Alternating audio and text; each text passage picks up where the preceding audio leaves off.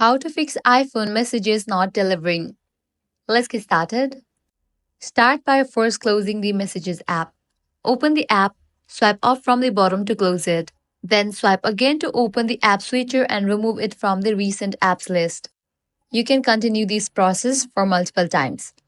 Afterward, reopen the app, select a contact and try sending the message. If that does not work, try deleting old messages. Long press the contact name in the Messages app or swipe to the left. You'll get the delete icon. Click on it and confirm it. Once the chat is deleted, go ahead and compose a new message to the same contact. Ensure your internet connection is stable. Check that you are connected to a reliable Wi Fi or mobile data network. If that does not help, toggle airplane mode on. Wait for a few minutes and then toggle it off. If the problem persists, check your iMessage settings by navigating to Settings, Messages. Make sure you have enabled for the option iMessage. Likewise, click on the option Send and Receive. Then check in for your Apple ID.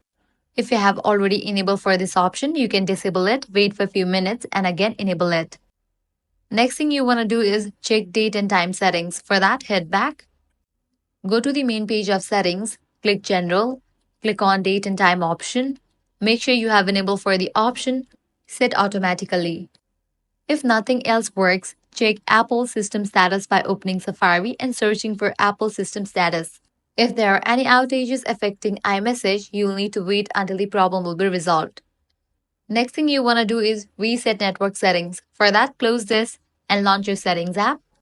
Navigate to the option General, head over to the option Transfer or Reset iPhone, click Reset Network Settings, and go through the process. By following these steps, you'll be good to go. Your problem will be resolved. If this guide helped you out, don't forget to like, share, and subscribe to our channel. Thanks for watching.